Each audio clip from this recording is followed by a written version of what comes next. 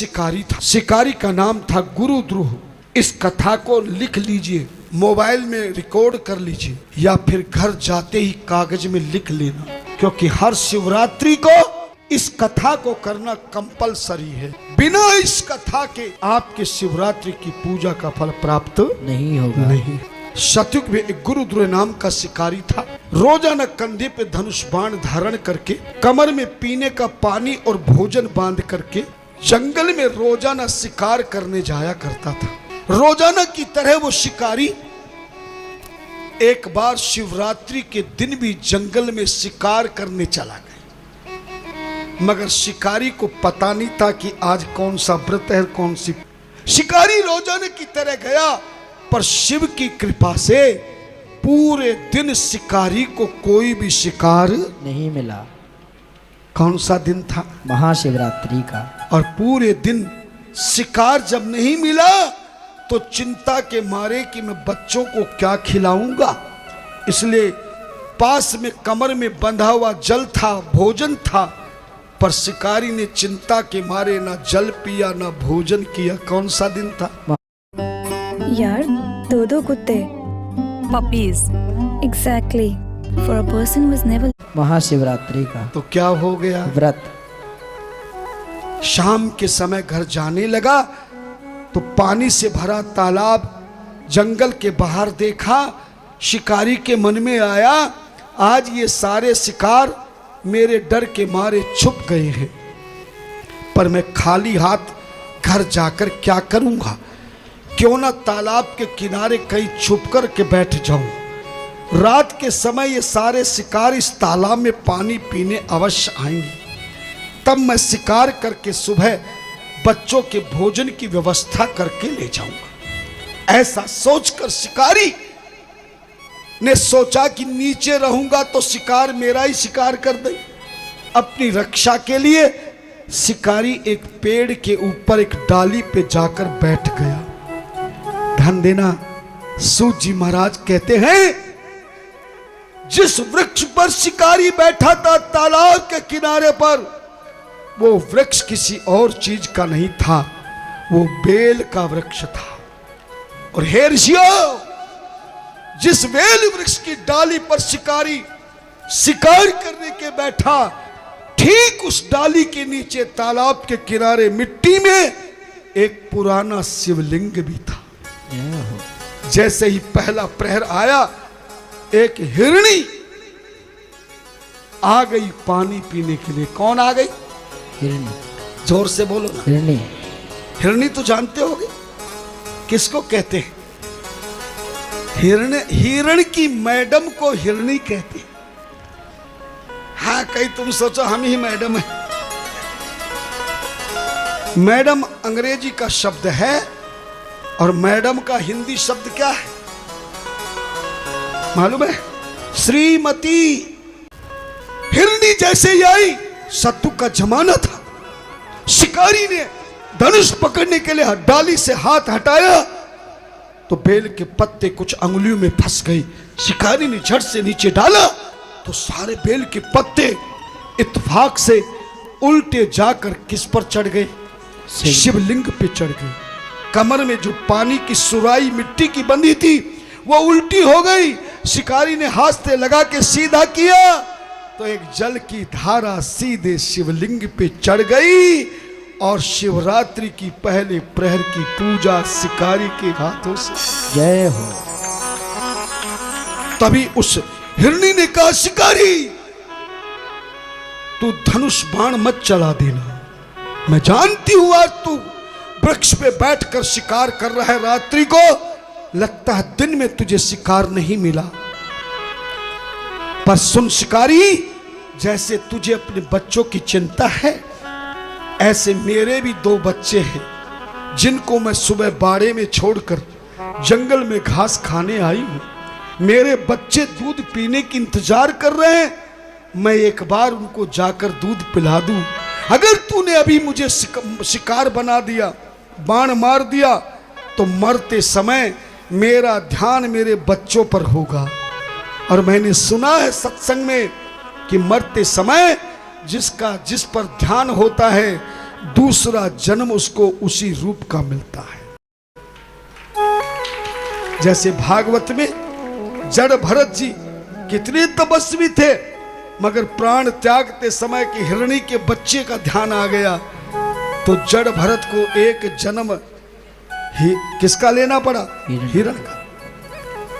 हिरणी ने कहा मुझे जाने दे। शिकारी बोला हाथ से निकला तीर और शिकार कभी वापिस आता है क्या? तब हिरणी ने धमकाया, बोले शिकारी ये कलयुग नहीं है, ये सतयुग है। फिर भी मैं नारायण रूपी तालाब के जल को साक्षी करके प्रतिज्ञा करती हूं, अगर मैं अपने वचन को ना निभाऊं तो ब्राह्मण वेद बेचने पर, झूठ बोलने पर, संधाने करने पर जो पाप लगता है वो भगवान मुझे दे दे। जैसे प्रतिज्ञा की, शिकारी ने कहा जा जा जल्दी आना। हिरणी पहले प्रहर में चली गई, दूसरे प्रहर में उसका घरवाला आ गया, पतिदेव। हिरण आया, जैसे वो आया दूसरे प्रहर में भी शिकारी ने हाथ हटाया, बेल के पत्ते टूटे, शिवलिंग पे चढ़ गए, जल के पात्र को सीधा किया तो एक जल की धारा चढ़ गई। दूसरे प्रहर में भी पूजा हो गई। हिरण ने भी कहा मैं भी अपने बच्चों को एक बार आखिरी बार देकर आशीर्वाद देकर आ जाऊं, ताकि मरते समय मेरे बच्चों पर ध्यान ना हो। उसने भी प्रतिज्ञा करी। शिकारी ने हिरण को दूसरे प्रहर में, तीसरे प्रहर में उस हिरण की बहन आ गई जो विधवा हो चुकी थी। इसी शिकारी ने हिरण को मार दिया था, उसके भी 2 बच्चे थे। तीसरे प्रहर में भी शिकारी के हाथों से बेल पत्र उल्टे शिवलिंग पर चढ़ गए, जल भी चढ़ गया। तीसरे प्रहर की पूजा हो गई और जैसे ही शिकारी तीसरे प्रहर की पूजा पूर्ण हुई, उस हिरणी ने भी कहा मेरे पति को तूने मारा है शिकारी, पर मैं विधवा होकर मेरे 2 बच्चों को मरने से पहले दूध पिलाकर संतुष्ट करना चाहती हूं। शिकारी ने वहां भेज दिया। 3 प्रहरों में 2 हिरणी 1 हिरण भेजे। दोनों हिरनियों ने जब अपने बच्चों को दूध पिलाया तो बच्चों ने कहा आज कहां जा रही हो? बोले बेटा आज हमने एक शिकारी को कुर्बानी देने का संकल्प लिया है, उसके बच्चों की भी भूख है। चारों बच्चों ने कहा हम भी तुम्हारे साथ चलेंगे। चौथे प्रहर में 4 हिरण के बच्चे, 2 हिरणी 1 हिरण, कितनी गिनती होगी? 7। क्या बात है, लगता है तुम्हारा मैथमेटिक्स बहुत बढ़िया है, नहीं तो कई जगह तो नकल करके पास होते। 2 हिरणी 1 हिरण, 4 बच्चे इक्वल टू 7। 7 हिरण परिवार चौथे प्रहर में पहुंचा। किसके सामने? शिकारी की। और 3 प्रहर की शिकारी की पूजन हो गई थी। महाराज चौथे प्रहर में देखा कि वो 2 हिरण 1 हिरण नहीं, ये अपने बच्चों को भी मेरे से कुर्बानी दिलाने के लिए ला रही है। शिकारी की बुद्धि सात्विक हो गई। मुझसे बढ़िया तो हिरण परिवार है जो अपने धर्म की प्रतिज्ञा को निभाने के लिए, अपने प्राण देने के लिए मेरे सामने प्रतिज्ञा के आ गया है।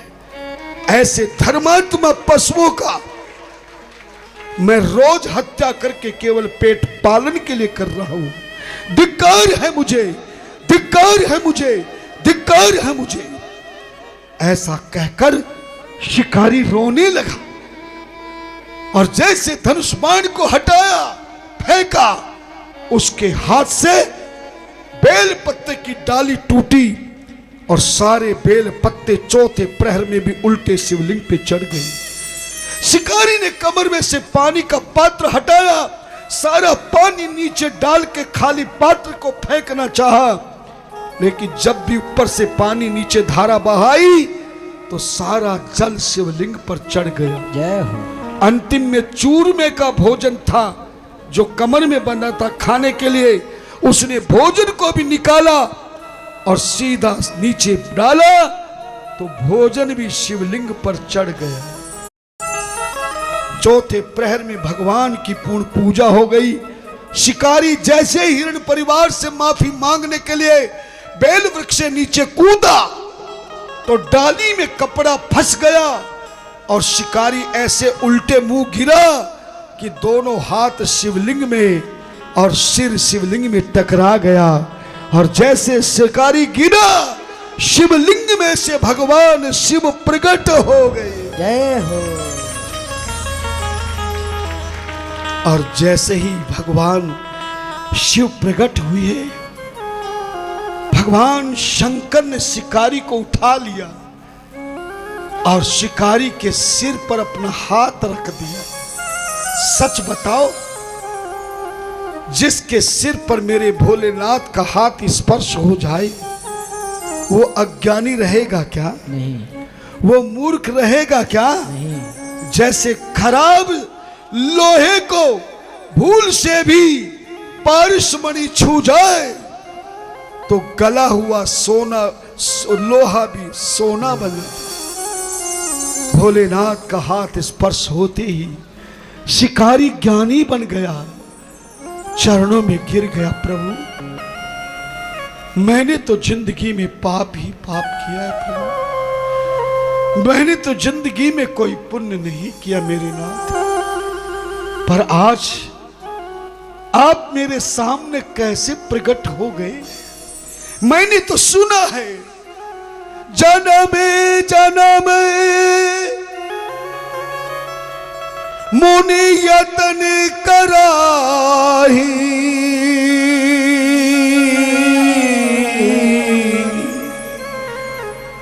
अंतराम कही आवत नाही।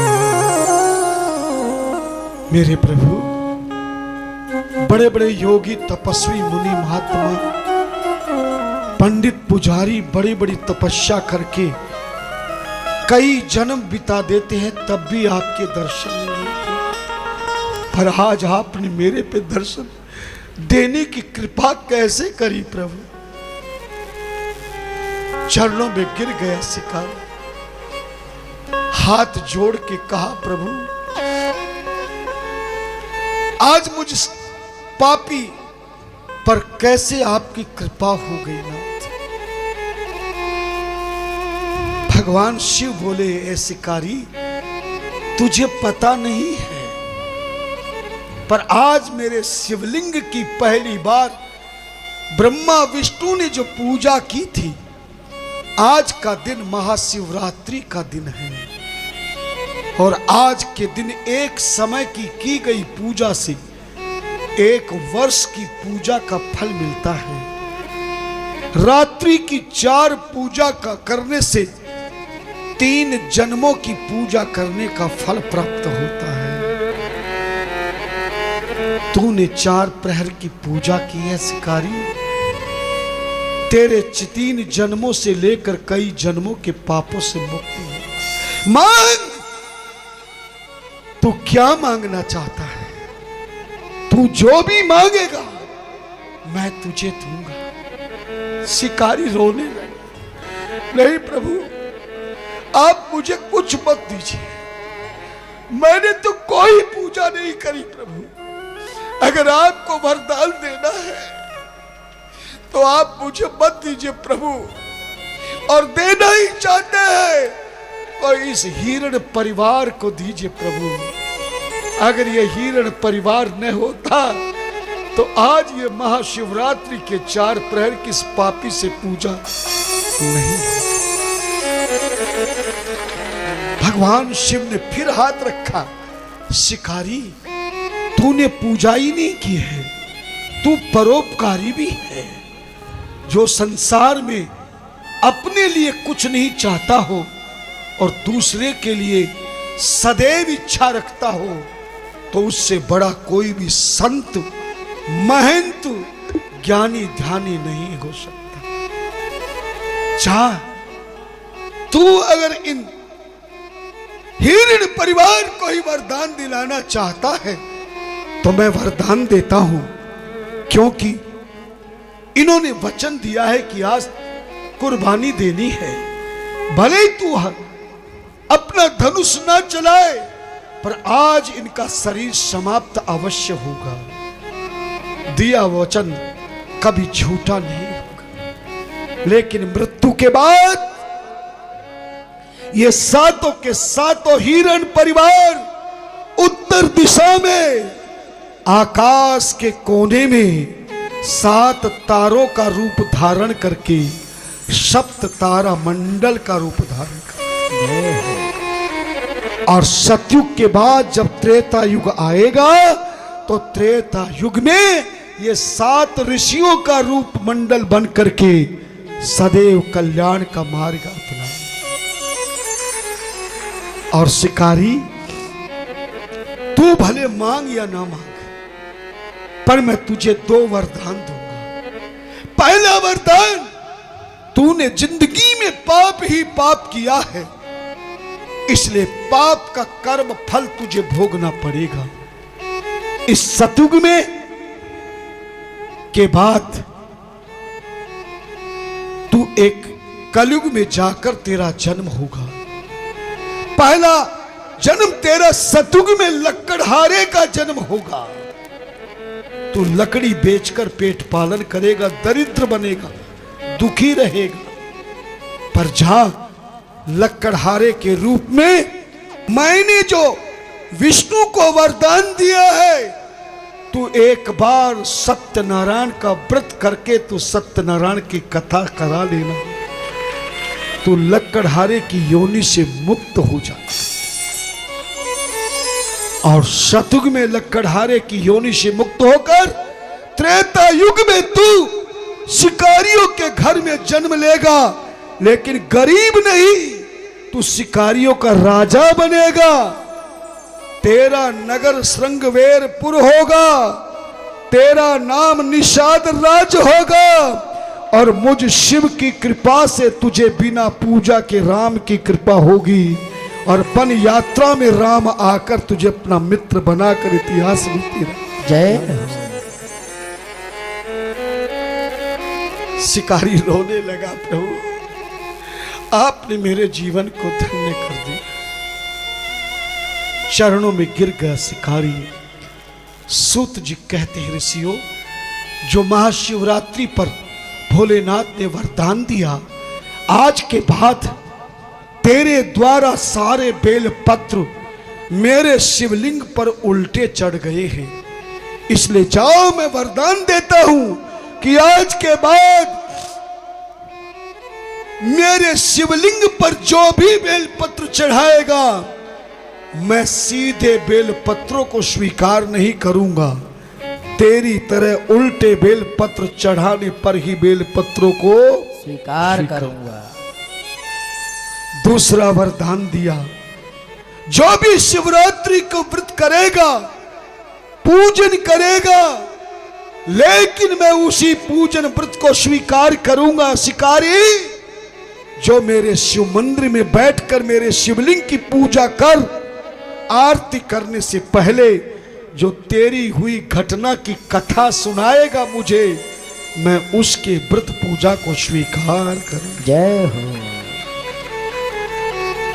सूत जी कहते, ऋषियों, ऐसा वरदान देकर शिकारी को भगवान शिव अदृश्य हो गए। वो शिवलिंग आज भी व्याघेश्वर नाम की विख्यात है। जो भी शिवरात्रि को इस शिकारी की कथा को सुनाता है, हिरण परिवार की कथा को शिवलिंग के सामने बैठकर उत्तर दिशा की ओर मुख करके जो कथा को सुनाता है, मां शिवरात्रि की चारों पूजाओं का फल उसे प्राप्त होता है।